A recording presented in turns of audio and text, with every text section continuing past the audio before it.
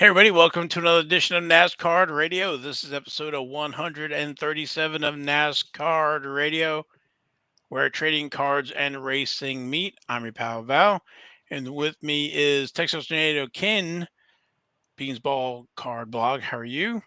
I am excellent. Happy to be here. Thanks for the invite. Yeah, glad to have you. And the man, the myth, the legend, PSA and White Castle Hall of Famer, Logan. How you doing? I'm feeling like Nicolas Cage. Okay. I got too much on my mind to try to figure that out. Okay. National Treasure. Oh, thank you. Yes, all right. Uh, Very good. Okay. Uh, she just totally blew me up. All right. So today's show, another going to be jam-packed episode. We're going to try to keep it to a few hours here. So, well, let's talk about what we're going to talk about. We're going to talk about the race results from last week. We are going to talk. Ken had a little experience at Texas, so we're going to talk about that. Uh, as Logan alluded to, we're going to talk about national treasures. Uh, came out last week. The checklist is dropped, and we're going to look through the sell sheet and talk about a little bit about national treasures, and then we're going to round out the show with King's Court. Um, of course, we want to thank our sponsor, Panini America. Also, our shout outs to new subscriber Joshua View, and also shout out to Skid Marks, Kyle Katz, Michael Haggard, Race Dude, and TJ Graves for the YouTube comments. We read them, so please leave them. Um, I got another slide here. I wanted to. Oh my goodness, where did my slide go? Oh, I know where it is. Up on the top. Okay, so the folks in the podcast, this won't really pertain to you, but if you're watching the show on a YouTube, if you go in the description where I've been putting in the chapter searches, so you can actually, if you don't want to listen to the hour and a half, 2 hours, whatever the show may be, you can go to the different chapter searches with the description there. So it'll save you some time to check out the show, the part of the show that you really want to know about. So I recommend you listen to the whole show, but if you can't, everybody's got is pressed for time nowadays. So Yeah, this is Peabody award-winning content right here. I have to say that's what I love about I listen on YouTube, and I just do the time and a half, speed it up a little bit. Then I get to listen to it all. So, do I sound like a chipmunk or something? I mean, no, not much more than normal. all right, let's see where to start. Let's start at the race results. Craftsman Truck Series. That was race number 5, and that was the Speedy Cash 250, SpeedyCash.com 250, Saturday, April 1st at Texas Motor Speedway. Carson Hocevar was our winner. Highest finishing rookie was Jake Garcia. I think Hocevar has finally got a win there, where he's been leading, and for whatever reason he didn't make it, and here he is. Like, if I remember right, was in third, and 1 and 2 took themselves out. Yeah, I know Ken was probably hoping for Nick Sanchez to win that race because So it was Nick Sanchez. he dominated.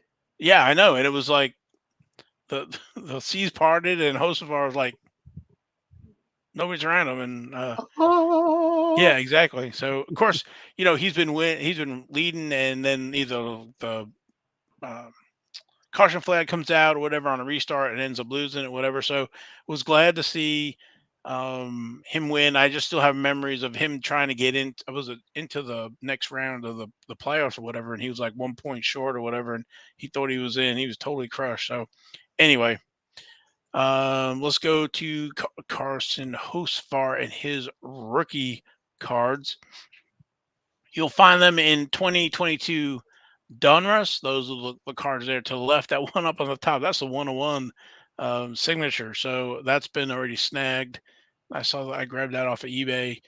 And the signatures there, the signature series, the Donruss rated rookie card there with the different parallels naturally in Donruss. He's in Panini Chronicles. He's in a few different parallel or series in that. The Absolute Autographs, Clearly Donruss, and Spectra. And then rounding out 2022 is Panini Prism. That's the red, white, and blue there. And then all the plethora of parallels in Prism. That's pretty good. That's a good little say that 3 times. And then the sensational signatures there with the silver and all those parallels. So Carson Hocevar gets his first win. Yeah, and check out his autograph. It's actually halfway legible. That is a good observation. Yeah, when I'm grabbing these, I wasn't paying attention, but yes, that he actually has a kind of a real signature. So A+ for that. So yes. And then our highest finishing rookie, Jake Garcia, at position 5. He doesn't have any cards this year or 2022, so we'll see if he gets any cards in 2023. Next race number 6. That's the WeatherGuard truck race on dirt at Bristol Motor Speedway, Saturday, April 8th at 8 p.m. Night dirt race this Saturday. Yeah, that's going to be exciting. Can't wait. I love the Bristol dirt. A lot of people think it's just stupid, but I actually enjoy it. I think it's there's a lot of guys that are well versed in dirt, and that's where they have the opportunity to shine and hopefully win a race. Yeah. Xfinity Series race number 7. That was the Toyota Care 250. And that was Saturday, April 1st at Richmond Raceway. Our winner was Chandler Smith. The highest finishing rookie was Chandler Smith at position 1. He earned his first career NASCAR Xfinity Series victory. Did I even change the slide? I didn't. I pulled off Hocevar. Okay. Chandler Smith. His rookies are in 2021 Donruss. Signatures. No base cards for him in Donruss, but he's in Chronicles. He's in Chronicles, autographs, Obsidian, score, autographs, select autographs, Spectra, 2021 Panini National Treasures, numbered out of 25. That might be one to chase there. That's everything's 25 or less. And then Prism 2021 card number 30. I think it's 30. And then all the parallels and signing sessions. Now, the trading card database has a few of the signing sessions, but I believe some of them, they're all probably available, but maybe some of them were redemption. So I haven't got confirmation on all of the signing sessions, but I think I have down here the gold out of 10, the blue out of 50, Carolina blue out of 75, white sparkle 5, and rainbow to 24. I think I've seen those one way or the other on eBay. So yeah, I think he's going to rob a bank or something in that signature series card right there. well, yeah, how we all forget about the pandemic there. Yeah, I mean, every single one of those cards except one he's got a mask on. It'd be interesting, 10 years, 15 years from now, people looking back at some of these cards. Oh, yeah. With all those masks from the 2021. So, all right, moving on. We got a long way to go, short time to get there. Race number 8. That is the call811.com 250. That's going to be at Martinsville Speedway, Saturday, April 15th at 7:30 p.m. So, Xfinity Series is off this week in the dirt. Well, I guess why everybody else plays in the dirt. Yep. All right, moving over to the Cup Series. That was race number 7, and that was the Toyota Owners 400, and that was Sunday, April 2nd at Richmond Raceway. Kyle Larson was our winner. Highest finishing rookie was Ty Gibbs at position 9. That's his third. That's his third 9th place finish in a row. So I've got some math to kind of back up what's going on here. Okay, he's had 3 ninth place finishes. So 3 times 9 is what? 27, right? He's also one of 2 rookies of the year. So 2 times 27 is 54. He's an eBay 101. He is. I was say if he was just Still shaking his driving a head. 9 car, he's all set. So yeah, I when I saw that, I was like, really, 9th again? I guess it could be a lot worse. Of course, he is smoking Noah Graskin for rookie of the Oh, year right now. yeah, Noah Graskin, he finished dead last. He had a DNF. He started out good, so I don't know what's going on over there at Legends there, but all right, let's go to Larson. We've talked about him quite a bit on the show over the years. Not a lot of rookie. His first cards in 2013. Press pass fanfare. That's card on the left there. With the different parallels, not a ton of parallels, not by today's standards anyway. And then also a few autographs. I think there's about 4. And then there's also Magnificent Materials in 2013 fanfare. Only other issue is 2013 press pass total memorabilia. There's only 4 parallels to that. And then 4 autographs numbered to 125 or less for the total memorabilia. Yeah, you can't find this total memorabilia or fanfare at all now. Wax boxes or anything. You just can't find it. It's dried Yeah. up. Well, we've talked about before, a lot of the older NASCAR wax. It is hard to find. Any of the key years are tough. The 2013 fanfare, like you said, in total memorabilia, because everybody kind of blew that out. And you know how everybody is, they want to open everything. Nobody wants to sit on any product. Product's been made to open, so not to sit on it. So good stuff though. Absolutely. And then our highest finishing rookie was Ty Gibbs, who we talked about quite a bit as well. I should know this one by heart, but this is 2020. He is in Chronicles. He's in a lot of the different subsets or sets inside of Chronicles with Score, Crusade, Phoenix, and then also in Prism, but only as the autographs. No base cards for him there. And then we've talked about his amazing signature. Yep, Mr. Scribble. Yep. So, but got to put a little thing in there for Slab Fire for those. So,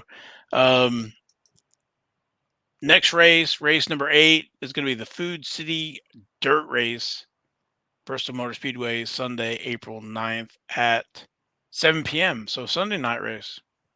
Yeah, that's kind of weird. That's Easter Sunday too. Yeah, that is. Yeah, because the other one's Saturday night. They used to not run on Easter Sunday, but now I think all bets are off. They run on Easter Sunday. They used to not run on Mother's Day either, and I think they kind of still do. They do that now too.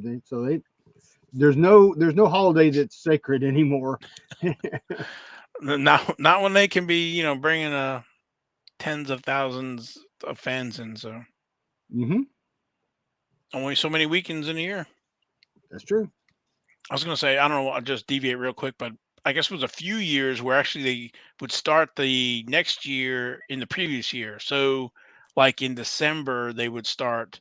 And that's how like Wendell Scott, when he won in like December 1st, I don't know if it was in 64, it was actually in this like December of 63, but it was in the 64 season. So yeah, kind of like hockey.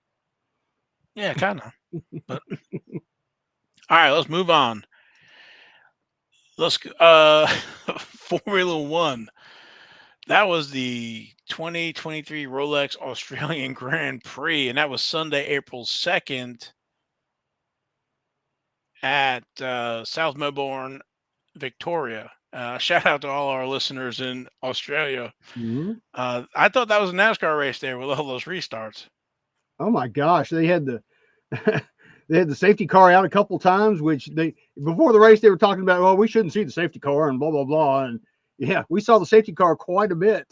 Yeah, red flagged and then a restart. I mean, so Mhm. Max Verstappen was our winner. Yeah, he was sitting on the pole and then he got shuffled back. He got forced wide and went back and he was complaining on the radio. Oh, they're running me wide and blah blah blah. But he came back and he won. Lewis Hamilton second. Yeah, I And think then Mercedes is sandbagging. you think? I think they are Oh, because they didn't do anything before they started practice, and then all of a sudden, like out of nowhere, like the commentators, I watched the practice that I guess that was Friday night, Saturday morning, late, and the commentators were like, "Whoa, where'd they come from?" because they weren't expecting that. So, yeah. And then Fernando Alonso as second. I felt bad for George Russell, man. oh On the gosh, pole, and then I don't know that car was on fire. yeah. So there's a song in there somewhere. I have to get that made. That car is on fire. Anyway, instead of that girl's on fire. Um, where's it going with this? Okay, His Max cards, Verstappen. What? his cards. Yes, thank you. Let's keep it going. All right, so we've talked about Max, and we'll talk about Max a few more times, I am sure. Uh, so if you're a pre-2020 tops person, Max is in the 2016 Tops Trumps F1 Grand Prix Heroes. There's two versions of that. And so I have the two versions up. The front is kind of the same. I guess they use the same picture. The flag is positioned different, and then the backs are on the right hand side. So you can see the two different for 2016. He also has a 2018 Tops Trumps Grand Prix Heroes again. And then if you're a 2020, he has a Tops Now, which has a print run of 4,047, which I don't understand. I figured that car would get a lot more love than it does, but I guess everybody is on the 2020 Chrome train, I think. Mm-hmm. And in 2020 Tops, I think he's got about 13 cards and then one image variation, and then parallels for all of those 13 cards. There's a few inserts in there, the World of Wheels and track tags. There's parallels for that as well. Then there's the Sapphire Edition, which has its own set of parallels, but it still mimics those 13 cards. There is Topps Dynasty. Also, stickers. There's 11 stickers in the 2020 Topps F1 official stickers book release, and then also Topps Turbo Attacks in 2020 with 12 stickers and 3 limited edition cards as well. So lots of cards. Let me see here. I think I have the total 435 2020 cards. Wow.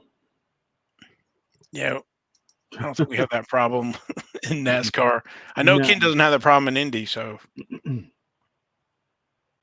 No, remember last week we were talking about F tops and F1 cards and future releases. One of them was the Stadium Club, renamed as like Paddock Pass. The other one, if I remember correctly now, it came to me the other night while I was like almost asleep. Is Finest. They were going to do. I think they were going to do a Tops Finest. okay. Yeah, I'm curious what they're going to do for that. So yeah, I don't know if that's still on the drawing board or not. Hey, Ken, do you ever watch the F1 races? Oh yeah, I am into it. Over the last couple months, I actually got caught up on Drive to Survive, and it so I have a little bit more of an interest in it.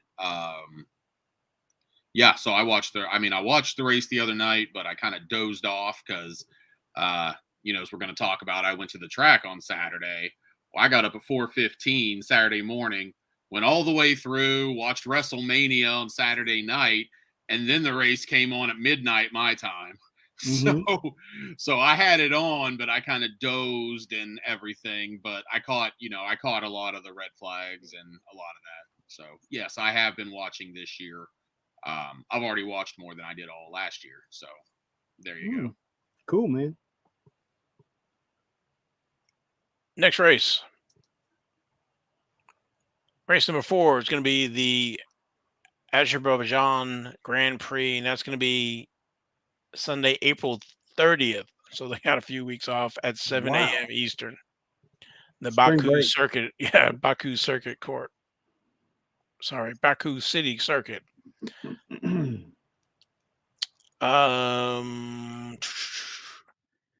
Yeah, see, I didn't catch that live, and then I was taped because of the red flags, and it cut off. And then I watched the replay of it, and I still don't understand what happened. There was a few laps to go. They started to let them, go back, and then it just kind of ended under like a safety car or whatever. So kind of confused at the end. I don't want to take up time on it, but it was like, I need to extend my my DVR there longer, I guess, for these ones that go or in the wee at night. So Well, they have a 3-hour time limit, so I usually extend mine an hour, so okay, that should cover me the whole time, hopefully. And luckily, there's been a couple races that have gone long, because of weather or whatever, or like I said, the red flags. And I've been lucky enough to catch all of the races. Like last year, they had a couple like that. it was really 7 crashes and 1 out by engine, so eight out of the group. So you don't see that a lot. But Mm-mm. all right, moving over to IndyCar.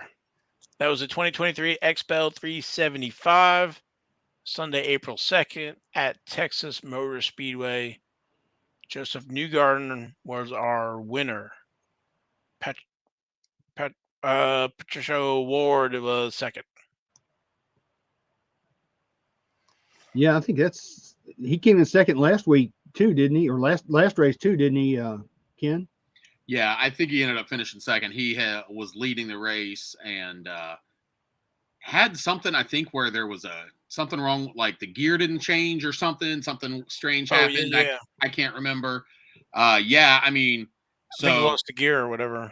I don't think he lost a gear. I think it was something with a shift, and he just got past, and he couldn't quite get back. Yeah, Was I what it think he hit was. the button for the pit road speed. Is what happened. Yes, he hit something. That's right. You're right. It was something like that. That sounds. Yeah, and he was actually leading. I mean, he was dominating this race at one point. So there were 28 cars started, which was the biggest field ever at Texas, and honestly, that's only 5 less than started Indy. Indy starts 33, so huge. So it did not take long at all. Especially unfortunately the Rahal, Letterman, Lanigan cars were struggling. So I mean they were lapping people quickly, and it was only halfway through the race halfway ish, and it was literally just 2 guys on the lead lap. Award was just running away from, and he lapping everybody. Newgarden was I think 8 seconds behind or so, and then there was a caution, and just the way everything cycled out, ended in like 8 cars on the lead lap, and then.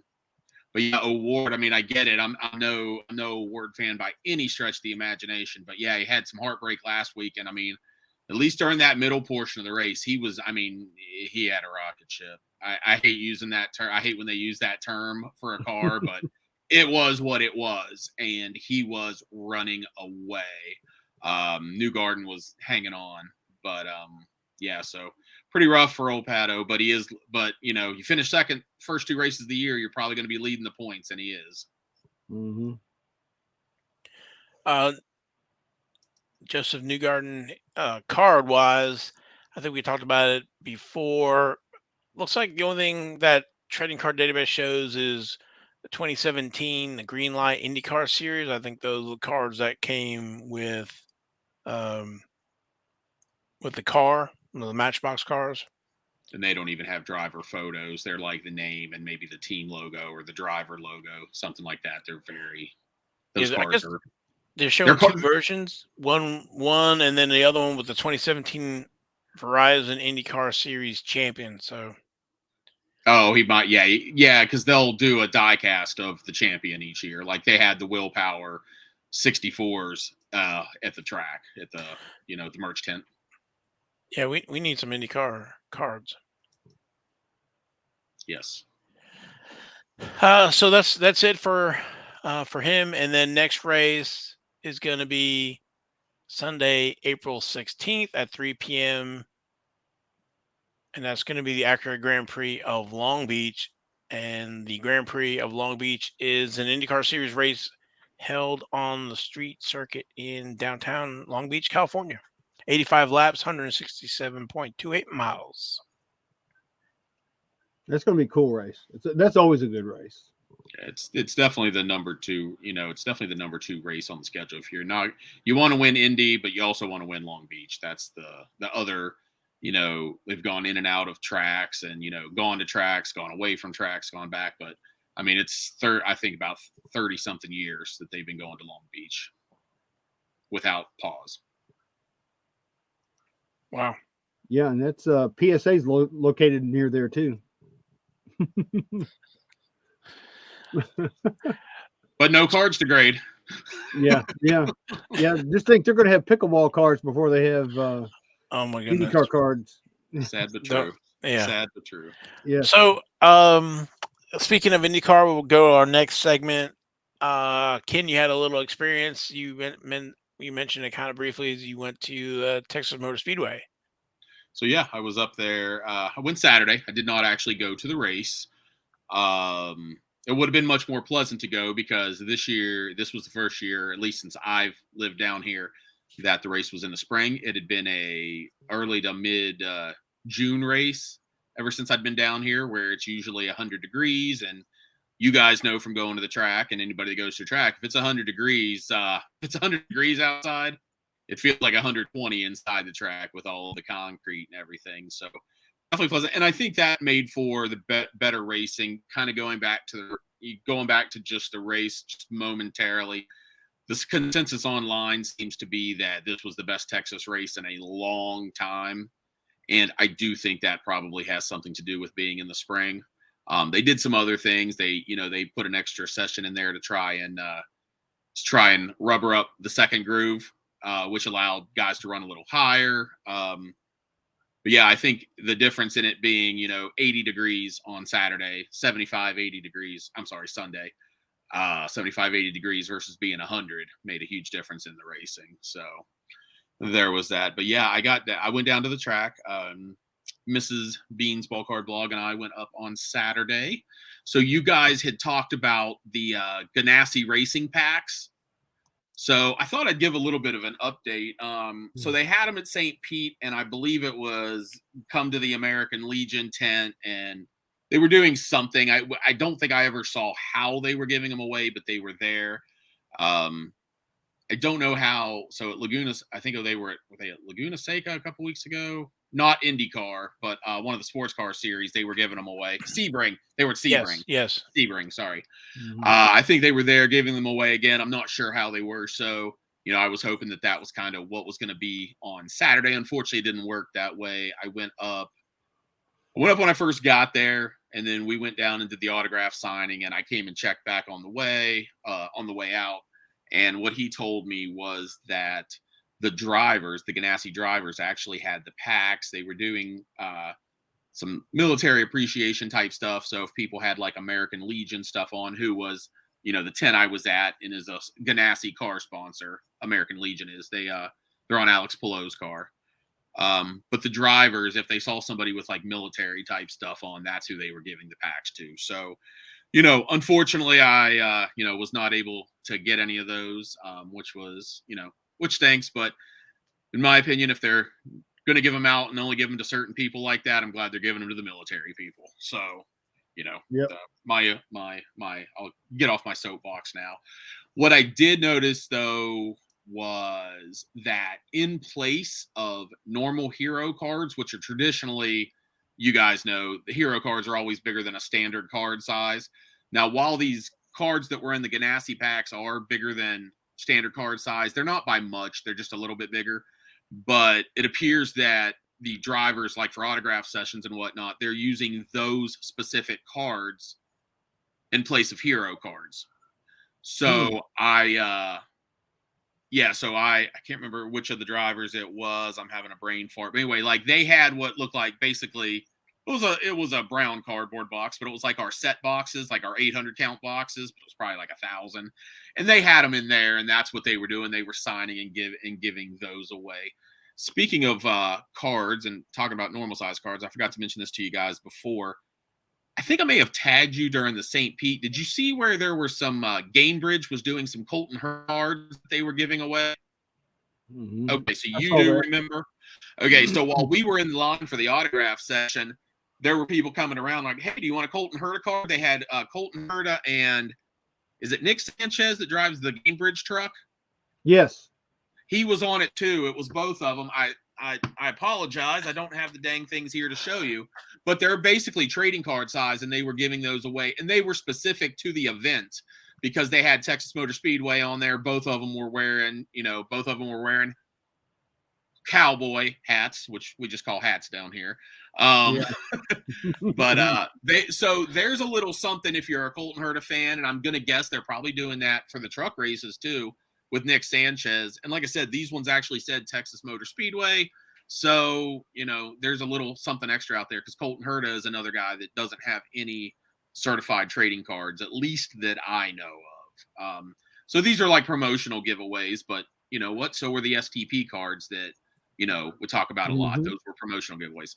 No, I don't think these are going to be worth $1,000 in the future. But I'm just saying those were there. And it was very cool, unfortunately. So mine, they broke it into two lines for the drivers, 28 drivers in the field, so 14 on each side. Quickly going back, I had gone twice in the past, and unfortunately this time I actually had to buy tickets for my wife and I to get in. So it cost me $60 just to get to the signing session. Now that $60 was also good for the truck race. It was good for the day. So it was good for the NASCAR truck race that was later. I just, we weren't paying for that. We were there kind of one thing and one thing only. So that changed, unfortunately. But yeah, so you had two lines. Mrs. Bean's Ball Card Blog got in one line. I got in the other. The only one I thought that was going to be in her line that I had trading cards of was Scott Dixon. But I messed up, and unfortunately, Santino Ferrucci was also there. I had some Santino cards to get signed.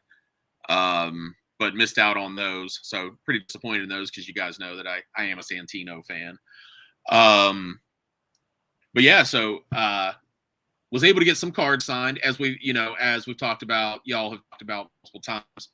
IndyCar hasn't had an official trading card set since 2007. There were only two guys running that I could get from that set. I don't even think I mentioned that to you, but the Ed Carpenter cards that were in there, I don't remember if you put those on one of the slides or not. I just don't remember. Okay, so those two Scott Dixons on the edges, those are from the 2007 Rittenhouse. It was IRL then. It wasn't even, well, I guess it does say IndyCar, so maybe it was IndyCar. So those were from the last set, 2007. I think those are considered as rookie cards. I would think they would be. I know he's in that Futera at some point. I don't know if that predates this, but as far as definitely a standard issue, what we consider an official release in packs and whatnot. That Bridgestone card in the middle was a 5-card like promotional set of some sort for Bridgestone from earlier than that. I want to say it's from like maybe 2003, 2004. He's the only current driver that was in it. All of the other drivers have been since been retired, but yeah, those the missus got those signed for me. I like the silver. So you guys asked when I showed you in our little closed chat that we do. So when I was at Hobby Lobby looking for stuff, those are Sharpie paint pens, which I did not know until less than 2 weeks ago existed. So that was what I had gotten, a silver and a red, and you'll see some of the red signatures later. But that was the one she had. Obviously, I think the red would have shown up real nice on that middle card, but I'm just so happy with how it turned out. I think Scott Dixon is one. He probably, to be honest, needs to be on the Mount Rushmore of IndyCar. As far as just the number of wins, podiums, top fives. I mean, he's there. He's one or two in just about every measurable statistic. So yeah, I've written on my website in the past, he's the greatest auto driver that nobody knows. Because he's up there and broken record, up there with the Foyts and Andretti's. So we're doing our part when he wins, so. Oh no, absolutely. But just in general, yeah, people, yes. People aren't going to know, he's up in that, whoever your Mount Rushmore of NASCAR is, he probably should be up there on the IndyCar side. So there is that. Yeah, he's somebody, we talk about NASCAR and the affordability of it. The IndyCar is the same way, right? F1, peaked and is coming down. So we have, the great drivers of F1, but I think there's a lot of opportunity in IndyCar and NASCAR. So he's one of them. He is, and with limited of those guys, he probably has the fewest cards because the Foyts and Andretti's were around in the 80s, and early 90s, during the junk wax era, and everything had, even IndyCar had a lot of product released around then. So there's obviously a lot more Mario Andretti. A little bit more AJ Foyt. It's surprising actually how few cards AJ Foyt has. I'm guessing he just did not approve licensing for a lot of stuff, but we could talk about that another day. But yeah, it was, like I said, it was awesome. So the ones that are in red paint pens, so right there, Graham Rahal was, I got 3 cards signed by him. I only had one Elio card. You were talking about affordability. One of the things, though, is Elio's in some sets and Dixon's in some sets because they were Penske and Ganassi drivers, so they were in a couple of Press Pass Legends sets. But those cards have really dried up. I don't have much of an ability to find those, and when I do, they're on eBay for like $5. So, yeah, if you ever find those cheaply, that might be something to grab, especially if you're ever going to have the opportunity to go to a race and maybe get them to sign. As you see there, Graham Rahal was in Goodwin Champions a few years ago, so he has some cards. Marco Andretti, who was not in the race, he's got some of those. Will Power as well, although I ordered some, and I ordered them a week before the race, and it still doesn't even show that it's been scanned for the first time by USPS. So pretty disappointed I didn't have any cards to get signed by Will Power. Yeah, I've been picking up some Will Powers. I think it was in the Goodwill Champions or whatever. Mm-hmm. And you can pick them up for nothing. Especially on ComC because of EPAC and whatnot. You can get most of those. I've bought so many Marco and Rahal and Will Power autographs for less than $2 off ComC over time. They're really not there anymore because it's an old enough issue that I pretty much bought them up. At least if they're whatever you didn't buy, I bought. So yeah, whatever's under a couple bucks. Yeah, I mean, I've probably got a ton of each of those guys between 2 ComC accounts. So yeah, really happy. So that is a red Sharpie paint pen. And I mean, on those good wins, which are more, a card stock, I think the splash of color there on your right, I think that might be a little bit more of a canvas feel, if I remember correctly. The Goodwin Champions, though, is more of like a Topps Heritage type stock, which there's no real equivalent over in the NASCAR, for me to really, I think everything in NASCAR is glossy of some sort. There's not a more traditional set out there. Not from Panini, no. No. Yeah.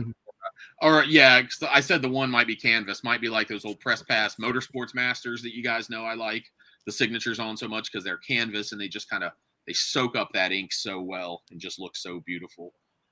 But yeah, so there. I mean, you got Elio Castroneves, one of only four-time Indianapolis 500 drivers. A little disappointed he used the red paint pen over the red uniform, but I don't know. What was he going to do? Sign over his face?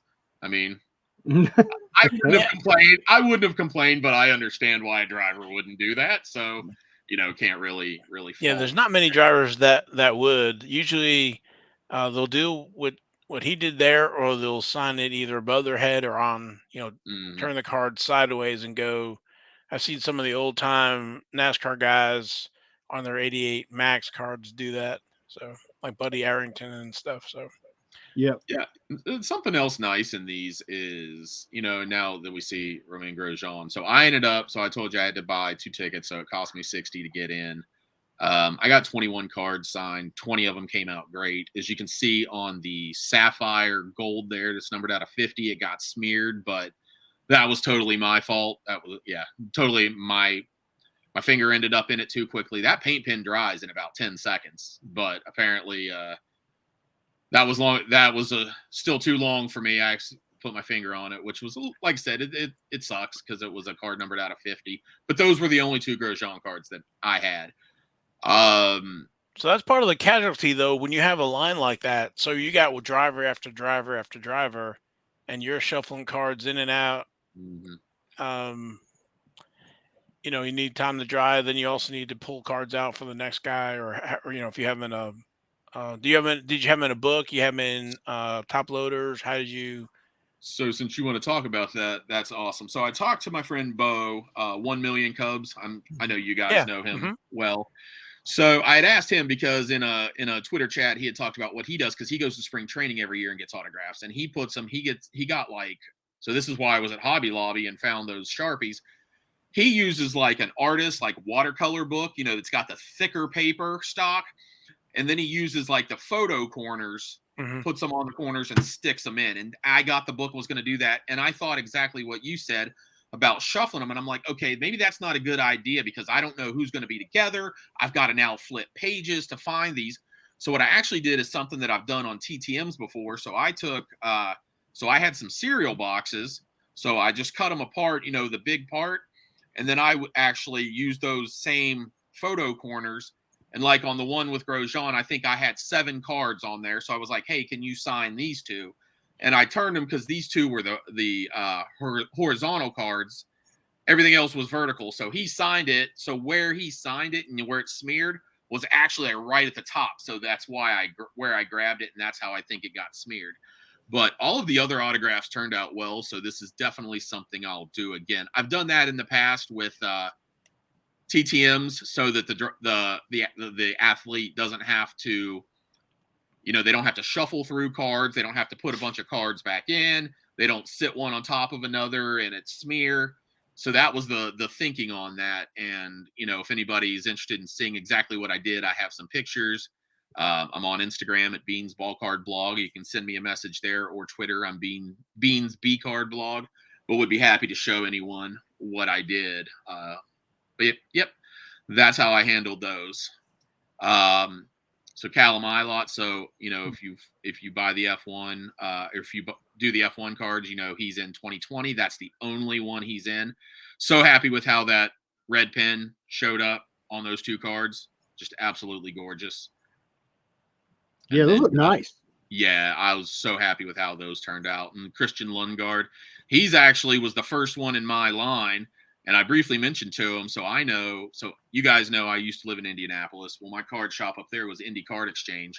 Well, probably about 6-7 weeks ago, Christian Lundgaard, Jack Harvey, who's his teammate on Ray Hall Letterman, and Connor Daly, who a lot of the people listening to the show may know because he ran the NASCAR race a few weeks ago, and he does a show with Dale Earnhardt's Dirty Mo Media. He does a weekly show. But anyway, they were up at Indy Card Exchange, and I mentioned that I had seen that. He's like, yeah, I pulled a 101, and I think it was a Valtteri Bottas was who he pulled, but he was super excited, that about the car and about his pull and all that. So I thought that was kind of fun. Maybe those guys, apparently, from what I've heard from someone through the grapevine, so you take it for what it's worth. But he said he talked to Connor just for a minute or so at St. Pete, and yeah, Connor is big into it, loves it, and is trying to force the issue wherever he can. So fingers crossed he can have some pull. Yeah, exactly. We need more of the drivers interested in the cards. Mm-hmm. So, and I'd mentioned Ed Carpenter. Well, I showed that. I can't remember who was sitting with him. Oh, he was sitting right by Renus VK, who's one of his drivers. Ed Carpenter owns the team, but he was in that 2007 Rittenhouse set. And I just kind of said to, I asked him to sign him on. And I said to VK, I'm like, hey, you want to see your boss like 15 years ago when he looked like a little boy? They both got a pretty good chuckle out of that one. So that was fun. I did kind of the same thing with Kyle Larson when he was with Chip Ganassi through one of the media days. I gave him Chip Ganassi, I think it was the PPG from '83. Mm-hmm. And I said, next time you get in trouble, whatever, pull that out in the conference room or whatever, and kind of divert the attention.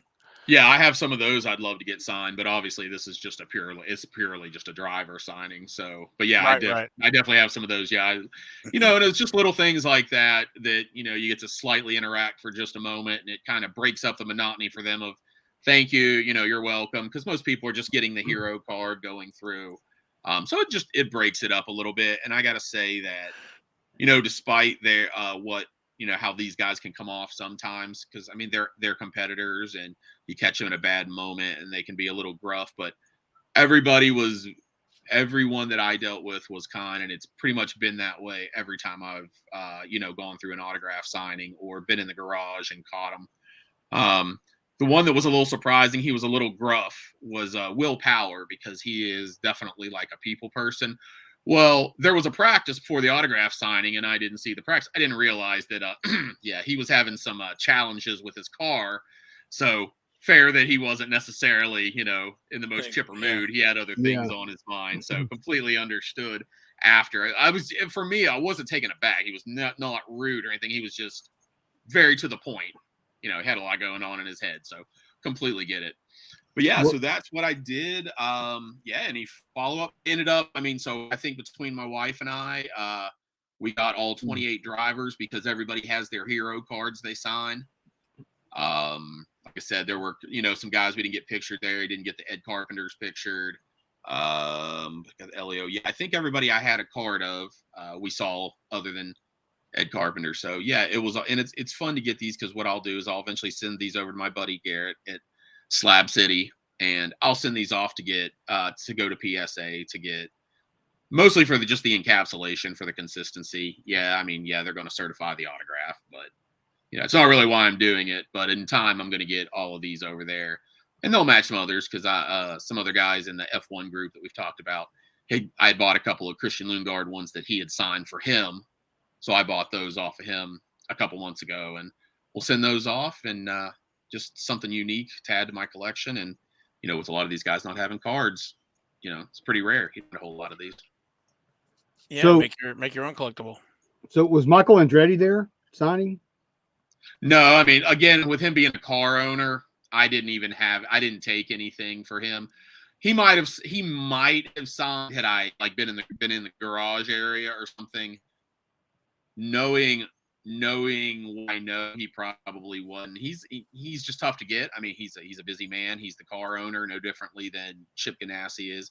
Mario is actually a little bit easier to get a hold of, just because even though he's kind of with the team, he doesn't have a role. He's kind of almost an ambassador. Legend. But yeah, not just for Andretti Autosport, but also for Firestone and all of the people that he's worked with for 50 years. Yep. Cool. Sounds like you had a great time. I did. Like I said, little gripes about, having to do the ticket this year, which I never had to do before. But again, when I break it down, you think about it, I got 21 autographs. So, I paid $3 to get each autograph. Who most NASCAR fans would pay $3 a piece to be able to meet and get a quick autograph from, absolutely, drivers. So, at the end of the day, it is what it is. Oh, I had mentioned I didn't have a Will Power, so I did at the concession before the race, the merch tent. I did buy a Will Power Avenue, kind of fake street sign, and he signed that for me. So I do have that. I don't think I'd shown you guys that. And then one other thing I got, which you guys could be interested in, just because I feel like you've heard him. So who Paul Page is, right? The announcer. Mm-hmm. Do you know he had a book released within the last, 3-6 months? Mm-mm. Yeah, he has a book that got released. I think it was through Octane Press, which you guys may or may not know because they do mostly racing books. But they actually had that at the merch tent as well, so I did grab one of those. would have been cool to have seen him there and gotten it signed, because you guys know I'm an announcer guy. I mean, that's what I wanted to do when I went to college. I have a TV and radio broadcasting degree. Wanted to do radio because, as you can see, I have a face for radio. We all do. But it is what it is. And then, Grosjean also had a book. I didn't get it. Hindsight being 2020, I should have bought it so he could have signed it. But it was somewhat involved. I can't remember what the title of it is, but it's something about surviving. So definitely referring back to that wreck he had in F1 his final year there. Yeah, I don't think there's anything earth-shattering left I wanted to say. But yeah, if you guys had any other whatever, I'm happy to chat as long as you like. Well, I think, Logan, if you don't have anything, move over to our next segment about National Treasures. Yeah, let's talk about National Treasures. I think you have the sales sheet, don't you? Yep. What do I want to do? I want to turn that off. Okay. All right. You realize, real quick, I'll just tell everybody that that National Treasures is still available on the Panini website. And how much? $400. Okay. And it's configured with 8 cards a pack, 1 pack per box, 4 boxes a pack. I'm sorry, 4 boxes a case. So 8 cards a box, 4 boxes in a case. Box breaks down with 4 autographs, 3 memorabilia, 1 base parallel, and 1 booklet. That adds up to 9 on average.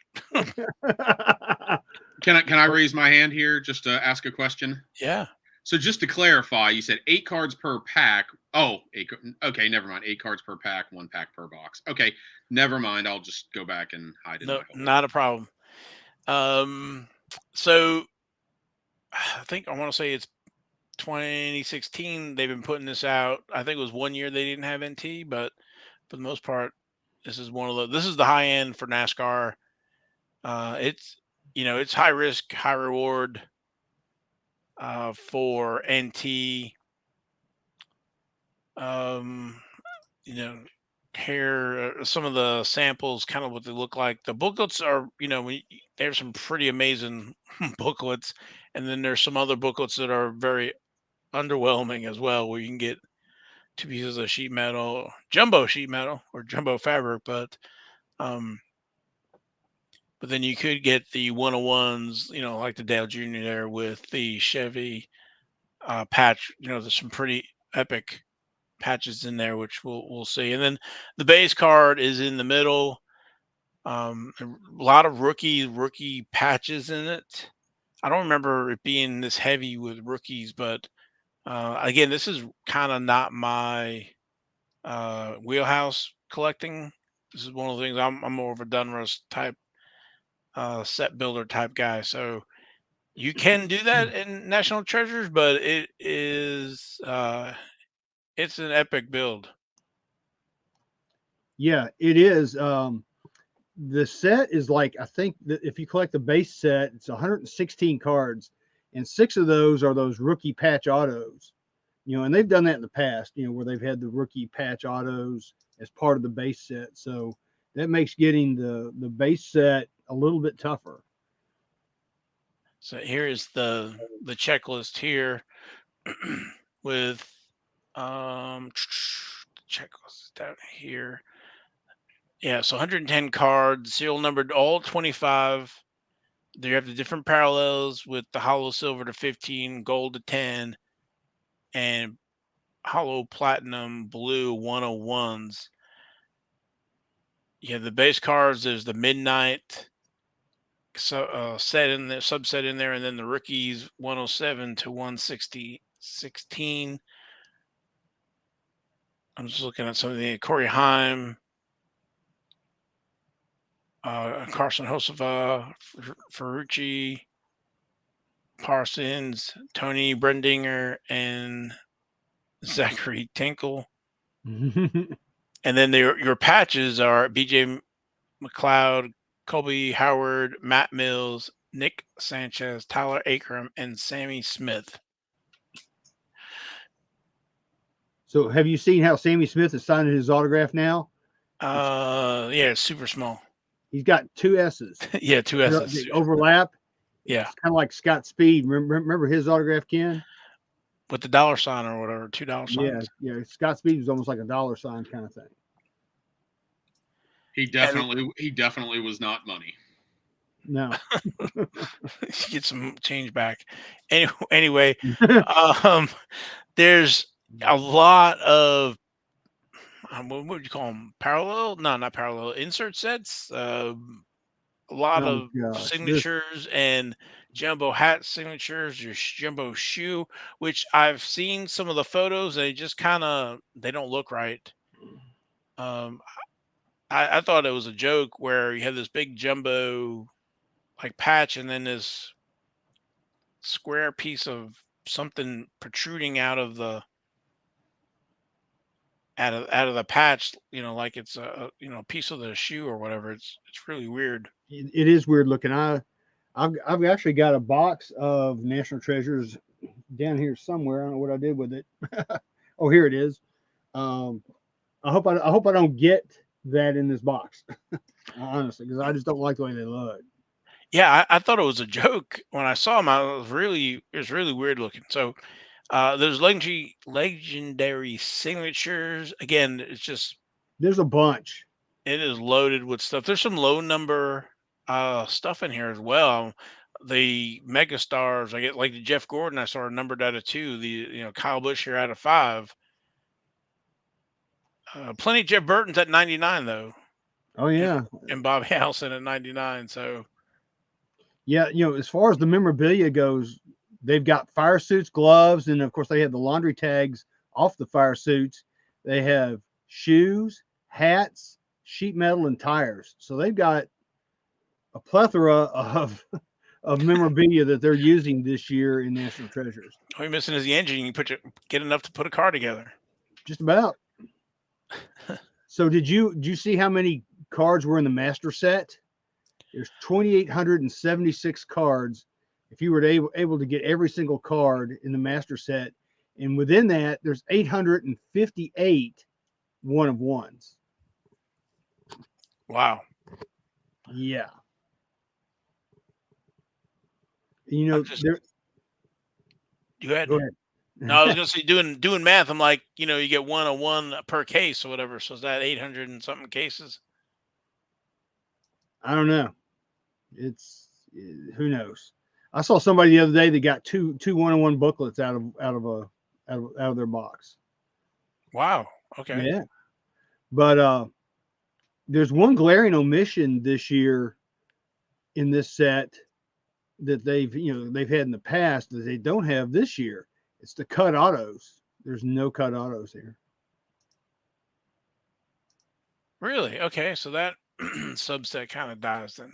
Yeah, I don't know if they used up all of their cut autos that they had,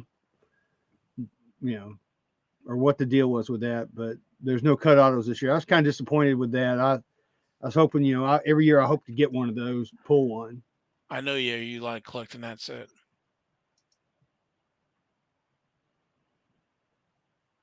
That is a massive checklist. Oh, it is a massive checklist. And there's one thing that I don't. It's not Panini's fault, but to me, there's really too many redemptions this year. You've got Brad K, Carson Hocevar, Bubba Wallace, Chase Elliott, Haley Deegan, Ty Gibbs, or I should say Ty freaking Gibbs, Denny Hamlin, the Richard Petty, Darrell Waltrip dual auto, which that one's weird because they each have single cards that are signed.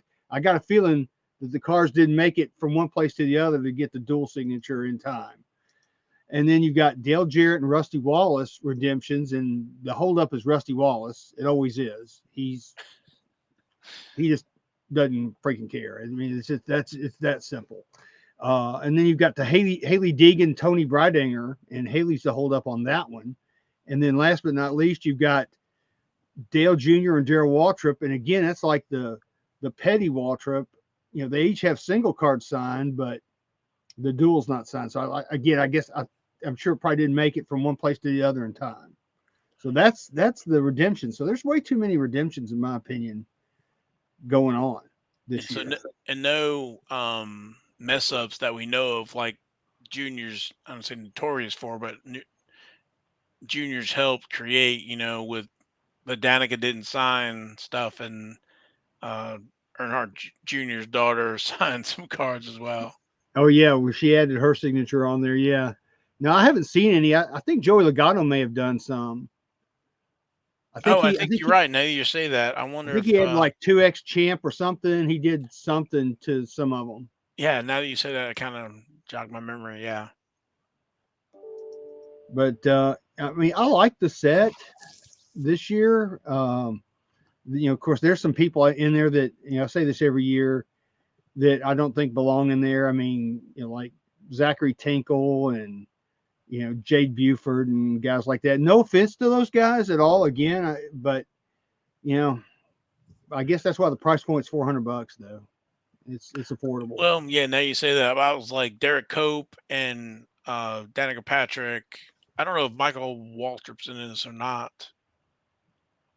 I haven't Usually he's seen in. Michael Waltrip. Yeah, some of them, Jeff Burton. Yeah, some of them I can definitely understand, but maybe they need some in the field or thin it out some. So again, Yeah, at that price point. So, but again, this is kind of not in my wheelhouse. I love the base set.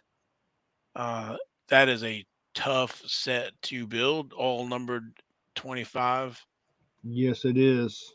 I thought the Spectra set was tough to build. This is probably the most difficult set to build each year.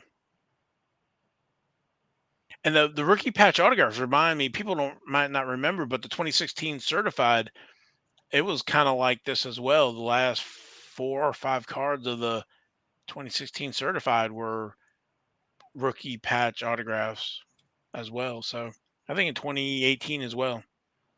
Yeah, I remember yes, I remember that. That's a nice little kind of SP kind of finish to the set.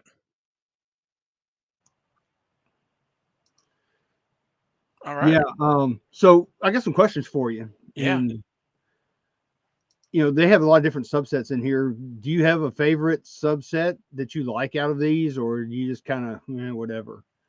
So I like the base set.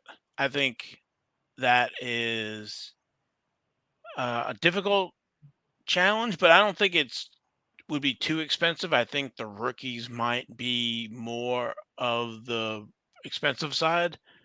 Um, it seems like some of the ladies are going to be expensive, and then some of the rookies that we've seen winning, um, at a $400 price point, and we know what the kind of the memorabilia stuff goes for and base stuff. So, um, but I do like if you're going to give me, I don't know, a subset, if it is a subset, the rookie patch autograph. Yeah, those are cool. I like those. And I Yeah, wasn't sure about the midnight set. yeah, I'm not exactly sure what that's all about yet. I haven't quite figured that one out yet. So I kind of looked on eBay a little bit, and I don't know if they're sketched in black is the difference. But again, with only what has it been, a few days or week, not finding a lot of examples on eBay yet. So Yeah. Well, I like personally, I like the dual autographs. I think they're pretty neat. I saw one with Terry and Bobby Labonte on there. I thought that was pretty neat. Somebody picked that one up for a really good price, and Chase those guys and are two Hall of Famers. Yeah, Chase and his dad. Uh, so yeah, look at those are pretty neat. the Gordon and Jimmy Johnson numbered out of 3. Yeah. So also another question I got for you too is, is there a key card that everybody's going to want to try to get? Is there the hit, like the LeBron James patch out of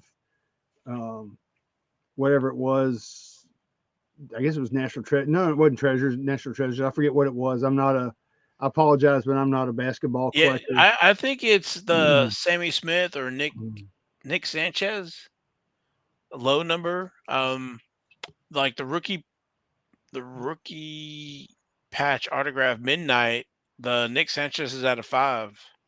Sammy Yeah, Smith's 15, which is, a lot more than um the other few. So and then they've got there's 1-on-1s. So yeah, of course everybody's gonna be going after any of the monster, or the Denny Hamlin FedEx, or Earnhardt Jr., Chevy, or any of those guys that is their primary sponsor on those fire suit 101s. Laundry tags are another big one that they kind of get sucked up and never come out of collections. that's true.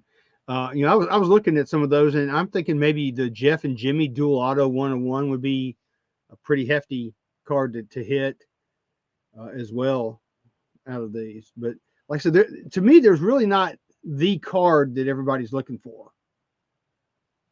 There may be a handful of cards that people would really want to get, but there's not, hey, there's going to be this. Here's what I was really hoping for, because we had talked to Tim Trout last year at the National. I was hoping maybe there would be like a 1-of-1 Dale Earnhardt cut signature in here. And now, if they had that, that would be the card to get. Yes, that would definitely be, especially if they did a cut signature and um, GM Goodwrench patch or something. But I guess that license hasn't come through. Yeah, I guess it hasn't. But that would, like I said, that would be a prime example of something that would be the card, which we don't have the card in here. Yeah, again, NASCAR is a little different than the other stuff. I saw where, I don't know, it was a blowout that had the bounty on a Topps set, all SSPs. It was $250,000 for a 330 card set. Yep. There was somebody ripping cases and cases and cases looking for those things. Yep. They were going to spend more money trying to get it than they would get once they got it. Yeah. So unfortunately, we never get those big bounties. Of course, we don't have those big cards in there. So I guess, I think, Logan, to your point, if we ever got a Earnhardt auto, GM Goodrich, that would be the closest as one of these uh, bounties on the card. Yeah, I know Ken would love that, wouldn't you, Ken? I think we had his price range within a few minutes. Only if I pulled it, brother. Only if I pulled it. But what I was going to ask you guys, though, is, it's an interesting conversation. You're talking about the card, the chase card, which, and again, I pay attention to pretty much most sports cards, at least at a top level. Has there really ever been that in NASCAR? I think kind of what Val said, NASCAR is just different. And racing, in general, racing is probably different, but in Formula One, I think we know it would be a Lewis Hamilton or a, Verstappen 1-of-1. But do you recall in previous, like, National Treasures, was there a, the card? No, not really. I mean, I think the closest that the card would be, in my opinion, was the cut autos, getting those, the 1-on-1s out of those. I know there was, like, last year there was a Junior Johnson. That wouldn't be the one you'd want, but there was a Junior Johnson 1-of-1 that I was able to get from my buddy Justin Channels. But I would think some cut autos like that, of maybe some legends, or maybe Richard Petty. I don't know. It's hard to say, but you're right. There really never has been the card, not the triple logo man or stuff like they have in basketball or some of these other sports. Yeah, I just don't know. You can argue who's the, there's an argument for maybe 10 guys that you could put a legitimate argument for, the best driver ever. But obviously Richard Petty is one of those, and he has so many cards out there already. Yep. I'm not trying to crap on it at all, but I mean, he's got, how many 1-of-1s does Richard Petty already have? Jeff Gordon, I don't feel like his collectability or how people collect him, I don't think is on level with where he would stand in the grand scheme of things. Mm-hmm. So that's why I think it would almost take an Earnhardt, because lost him young, lost him before a lot of autograph cards were coming out, just all of those things. And, it's one of those unique things in racing. There's a mystique about him because of how he passed. Yeah. So there's always that level. So yeah, I was just curious, again, not being big into NASCAR, if there had been that card or that driver in the past. I mean, we know that like the first year Upper Deck that Earnhardt was in there, that's the big thing. Yeah. That was the card. But again, times have changed. That was, 25, almost 30 years ago. I would kind of like to see something like a cut Fireball Roberts card. I don't think he's ever had any pack issued cards, that were autographed, any kind of cuts ever that I'm aware of. No, he hasn't. Yeah. Could you do, what are we at now? We're at 75 years, right? Yeah. Yeah. Yeah. Could you do 75 one-of-ones of each driver that's on that list? Something like that. I mean, I know that some of those are going to be very expensive, very difficult, probably like a Ralph Earnhardt, Lee Petty, those are gonna be tough. But it being tough to get and being expensive is why there's that chase for it. So exactly, you can't have one without the other. Well, hopefully Panini will do something like that for the 75th anniversary, because that'll be the 2023 National Treasures. So we will need to put a bug in Tim Trout's ears and everybody else's ears up there at the National when we go this year to see, let them know, hey, we'd like to see this, and see what they think. Man, I'm just trying to get them to use a checkerboard pattern for the outside of the box. Yeah. Can't even get that. So no, but it is nice and white. As long as it doesn't look like the football, the basketball. Oh my goodness, trying to find. Oh, I know. Anyway, but Ken, you kind of alluded, 75 years of NASCAR, and NASCAR trading cards has been reduced at least one set a year for the last 35 years. We have 35 years of NASCAR trading cards. Wow. It's hard to believe 88 Max is that old. Yep. Before that we had some, various years, but it wasn't contiguous. Yep. So yeah, that's what we do. You have anything else, Val, that you want to talk about on National Treasures? I do not. I think that's all I got. Let me check my notes real quick, make sure there's nothing I'm forgetting about that. No, I think we're clean and green. All right. So I guess it's time to cue the music. Oh, yeah, we got a couple more little things we need to talk about real quick. All right, hit it. All right, real quick. 2023 Donruss is coming out soon. It's on Panini's website. They don't have a date, but Blowout has a date of 5/12/23. So, and they've got $80 pre-sale on it with $1,600 for a 20-box case. I'm sure that price will come down just a little bit. You think so? Yeah. All right, and then I did notice that the retros are still there, and just as a refresher, they started in 2017 with the 1984 Donruss retro, all the way up until last year. But instead of 1989 Donruss retro, they went to 1981, and then in 2023 they're back to 1990 retro. So I don't know what was wrong with 1989, but they're starting back with 1990. So yeah, and it also, as we all know, the Mint Collective was this past weekend. Panini gave out silver packs of the 2022 Donruss Optic Yellow Gold Pulsar cards, like the ones Joey Logano's got. All right, people, if you like giveaways, we got a wicked giveaway for you. Sorry, I had that. April Fools. That mysterious case. Yes. So we don't know what Joey's done with that, if he threw it away or if it's sitting in the closet under some fire suits or. But Panini had another case apparently. So I think they've got more than they let on.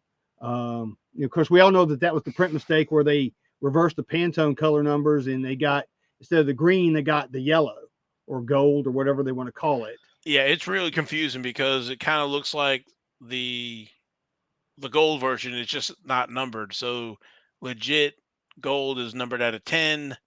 The Joey Logano packs are not numbered. Yeah, I can see it now at the Mint Collective. All those high roller guys there that are there, and they get this silver pack of NASCAR, and they're going, "I'm selling this." So that's or they pitched it. So that's good for us because now they're going to put it on eBay and sell them. So at least we can hopefully get some. Right. So at least the good news is that some of these cards will hit the secondary market for the driver collector or Yeah, set for sure. collector. So And let's see, is that all that we've got? Oh, we got one more thing we want to talk about, Val. Do you have a picture of that?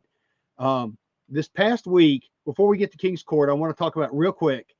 This on the 31st of March, there was the 1996 Pinnacle Zenith Highlights Dale Earnhardt 7 Wonders card that was on there. And do you have a picture of that, Val? Did you? let me work on that. I bundled it in the King's Court. Hold on. Oh, you did. But anyway, this card ended up at the last minute going from like $890 to a total of, There you go. yeah, $2,413.88 with 64 bids. I just wanted to highlight this because you just don't see the Earnhardt cards going like this. Do I think it's inflated? Yes, I think that price is inflated. What do you guys think? Oh, definitely. Evil shenanigans. I mean, what is it numbered out of? Is it like 72 or something? Yeah, Let me some go kind of, yeah, it's 94. 94. Okay. So it is. I think it is scarce, and it is a card. Folks are chasing, but on the other hand, it's not autographed. If it was autographed, then I could say, okay, I don't know what those diamonds would rate. I would imagine they're just probably diamond chips. They're not anything. cubic zirconia. Well, yeah, that's true too, right? Yeah. So I definitely think it's worth a few hundred, and again, I don't know. I didn't look at the condition. Maybe if this was a PSA 10, then I, maybe I can make a case for it because of the stock. I believe it's thicker. Those dark corners would chip, easy, and that foil on the front. So, maybe if it's a PSA 10, in my mind, it's worth that. But I don't know. No, I totally agree with you. If it was a PSA 10, it'd be worth all that all day long. Agreed. But it's a raw card. Like I said, it's not autographed, and those thicker stock cards with foil are prone to chipping, like you said. So that card is not going to grade anywhere close to a 10. They'll be lucky for it to be a 6 or a 7. If they get it graded. And it's numbered out of 94. It's not out of 10 or something. True. Yes. So I mean, they're, and I'm sure there's still some in boxes that have yet to be discovered. Hopefully, he's in one of the ones I'm sitting on. Yeah, me too. That may open up one day. Exactly. But anyway, I just wanted to bring this to everybody's attention before we started King's Court, because what we're going to do with King's Court, we'll tell you here in a minute. But I just wanted to bring this to everybody's attention and show you how much this went for. And maybe we'll see it again. Yeah, I looked today. I did not see it relisted, but that doesn't mean it won't be. Yeah, I mean, there's definitely shenanigans going on. I've been chasing one of the scarcer Jeff Gordon cards, the 95 Optima XL, I think it is, and I lost out on the first time it got relisted, and I lost out on the second time. I'm expecting it to be relisted again. So, when the zero person comes in and wins it all of a sudden, or the zero guy lists it and the higher number comes in with all the bids and wins it. Yeah. So anyway. So you know what that's time for, man? It's time for a little bit of music. Okay.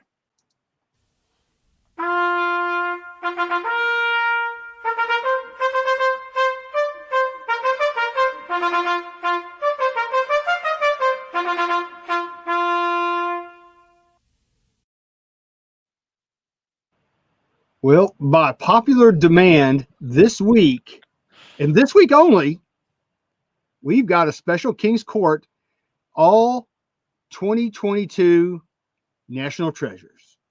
No Formula One, no potential IndyCar, no potential NHRA. It's all National Treasures. So I'm going to get started with this one. I have an honorable mention, and strictly it's just because it's my hero, the King. This was on the 5th of April. It's a 2022 National Treasures Race Gear Graphs Auto Patch. It says it's a super short print out of 20. They had a price of $900. They had a price of $99.99, and somebody went click, and they bought it for $99.99. That wasn't you? It wasn't me. Okay. I'm hoping I pull one out of my box. There you go. Nice. So that's Well, there's not a lot of not a lot of driver suit his left. So no, there's really not, because as we've talked about before, back in the day when those guys had a driver suit, they wore it like all year. I mean, it's not like it is now where they have a different driver suit for every race. Yeah, I don't know if they kept those old stuff if they got pitched. Well, I know Fred Lorenzen told me one time when I went over to his house that he had in his attic, he had all his fire suits were in the attic. And I've known since then that the Hall of Fame's gotten a few, and there's been some other things that but anyway, that's a whole nother story. But a lot of them did keep them. All right. So next up's our Joker of the Week. This was also on the 5th of April, 2022. National Treasures Brett Moffitt Fire Suit Patch Booklet. Moffitt. Yeah. That's kind of why I got this as a Joker, because I think that one could have been cut better. I think they could have had the whole Moffitt on there and probably got most of the Brett on there, and it would have been a lot better looking card. But yeah, but it is a 1 of 1. It's the nameplate. They were asking $499.99 for this card. They accepted a best offer of $100. $100. $100. That's all. So somebody got a good deal, I think. Yeah, I just looking at this, and it's whoever did this. It was like close to lunchtime or something. I can't think about this. Snip, snip, snip. Yeah, I got to go drink a beer. Oh my goodness. Yeah, I mean, it just took like an extra few seconds. I mean, oh my goodness. They could they could have had all of Moffitt on there, and I think they could have got most of Brett on there. Yeah, no, you're definitely right, because at least you could have went to the front end of the Moffitt and taken off like the last T if you had to do something, not take off the front of the M. Yeah, I know. And why do you take off the front of the Brett and not, take off one of the T's in the Brett? But I think you would have had plenty of room for the B. For the B, that is just total. Yeah, that was just like you said. Somebody had, they were ready to go to lunch. Yeah, or it's like 4:30 or something. Yeah, 4:30 on a Friday. Oh, Yeah. Hold on, click. Listen, we're done. Oh my goodness gracious! That is like worth $100 just to have that. That is, I'm gonna have to check eBay for stuff like that. That is just. Yeah. Somebody picked up a good deal on that, though, I thought. So, all right, next up is our Jack of the Week. This was on the 3rd of April. Here you go, Ken. Nick Sanchez, 2022 National Treasures Fire Suit Auto Logo Patch Booklet 101. They had a buy it now price of $299.99. Somebody liked this one a lot, and they also went click, and they bought it for $299.99. What do you think about that one, Ken? That's pretty cool. Sure. Technical Institute. Again, I would have moved it over more to the right and grabbed more of the front end of the Technical Institute. These are all, I guess, the way they load it up to the left or the right. I think I remember somebody saying that he's amazed that they get them in there anyway. But I like that embroidery or whatever. Yeah, it is embroidery of the Technical Institute. So, but autograph, not so much. Yeah, that's. Well, all right. Next up, this one surprised me a little bit. I thought we'd have some higher priced Queens of the Week, but we did not. This was on the 31st of March. It's 2022 National Treasures, Natalie Decker, Fast Lane on-card autograph, number 2 of 49. That's kind of a cool looking car she's got there. But they were asking $89.99 for this, and they accepted a best offer of $70 for that. Okay. Out of 49 cards.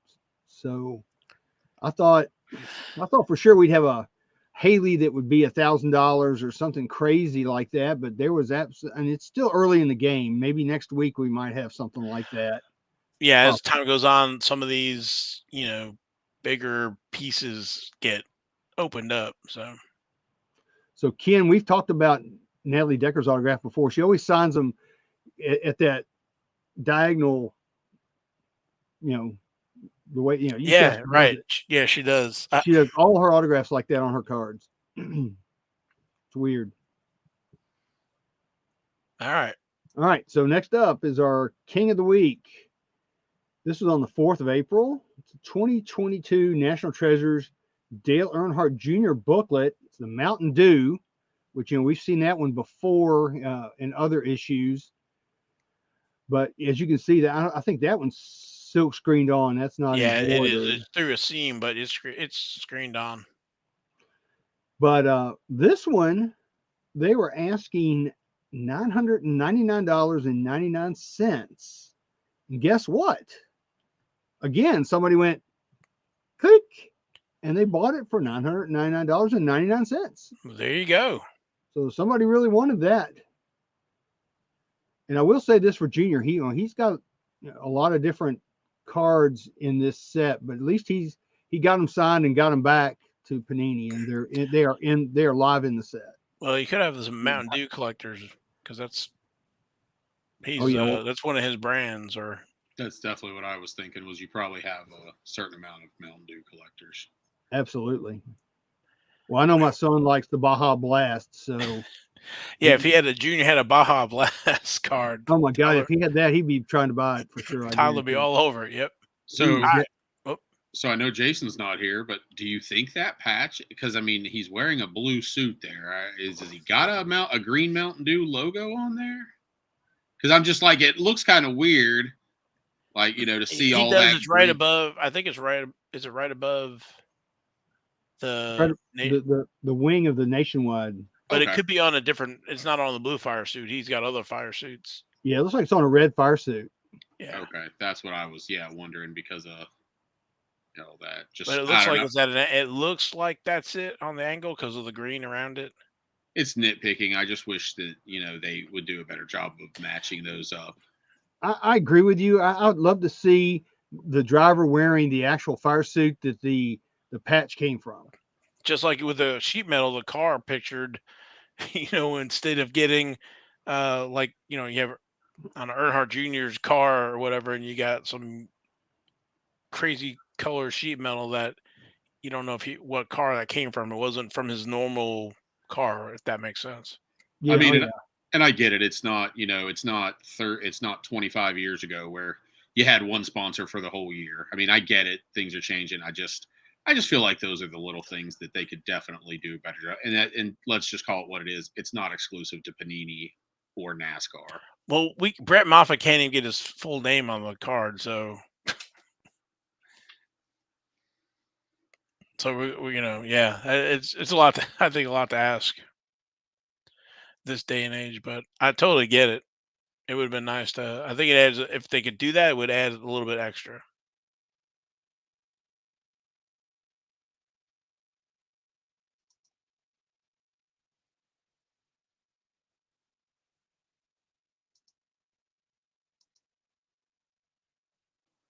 I think Logan's talking, but he's on mute, I think. Oh, yes. I was on mute somehow. That was weird. Okay. My bad. Yep. I don't know. Yeah. Okay. So, here we go. Next up is our Ace of the Week, our 1 of 1. And this is on the 5th of April. Excuse me. Yes, the 5th of April. It's a 2022 National Treasures Jimmy Johnson's Shoe Auto Booklet, with the Alpine Stars logo on there. It's a 1 of 1. They were asking $1,999 for this card. They settled for a best offer of $1,100 for this Oh, wow. card. Yeah. Well, you don't see the shoe very often. No, and they did. I think on this one, they did a good job of getting the patch on there. No, they did a great job on this one. I mean, you can see, the wear on that side of the shoe with the holes and stuff. And again, the shoe is something you don't see a lot of, and this is a nice patch. Yeah, and it's got the same color as his, what was the name of the bank? I can't even think of it now. Ally Bank. There you go. My gosh almighty. But the only thing I could say about this is I think Jimmy could have signed his name bigger, but that's just being nitpicky. Well, and I'll go back to, I mean, that looks like the purple that Ally uses. So he's in a blue uniform there. Again, just nitpicking, but what if we could get that in the purple Ally? I'm pretty sure that's one of their main colors. So that should have been able to happen. Again, nitpicking, but every little thing you can do to make a card better, to make it more collectible, it's good. It's good not only for the collectors, it's good for the brand itself. Totally agree. Especially, attention to detail.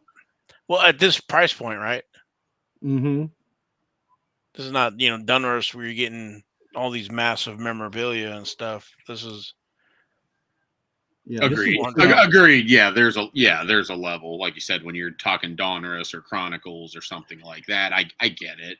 And this is the booklet. This is not just 3 pieces of rubber or whatever it is. This is this is the booklet. This is the prize, pretty much, of the box. Yeah, I don't know what the answer is. Maybe when they create the template for the card, they don't know what color it is. I mean, I guess that's possible. They don't know what patch is going to be in there. So, I mean, I can give them the benefit of a doubt from that, but still, you'd like to, again, just anything to make everything as visually pleasing. It's good for the customers. It's good for the brand. Yep. But like I said, I do think they did a great job on getting that patch in there like that. I think that looks good. Agreed. So yep. All right. So last but not least, our Royal Flush of the Week. This was on the 4th of April.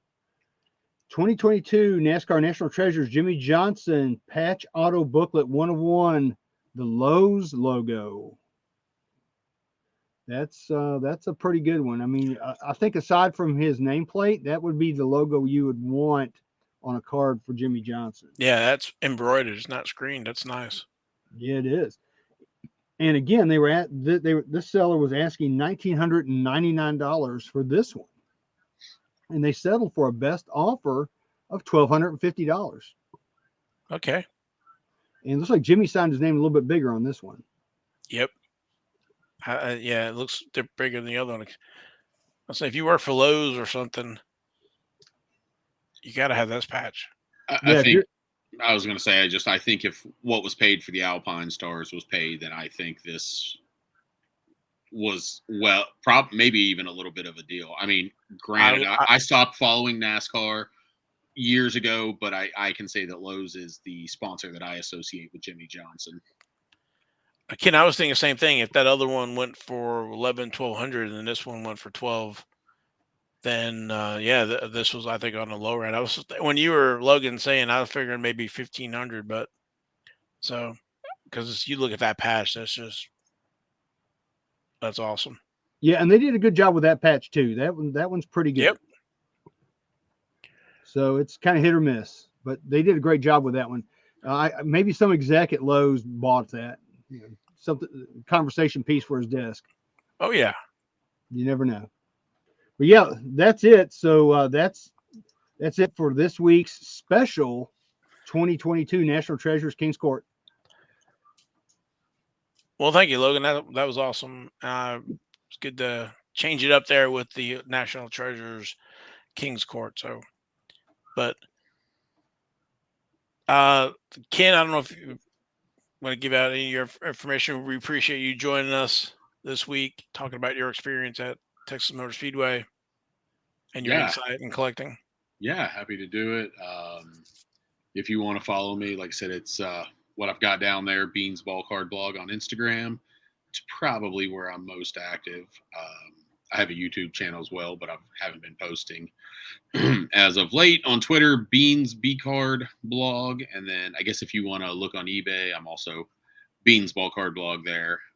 Definitely have a decent amount of racing stuff.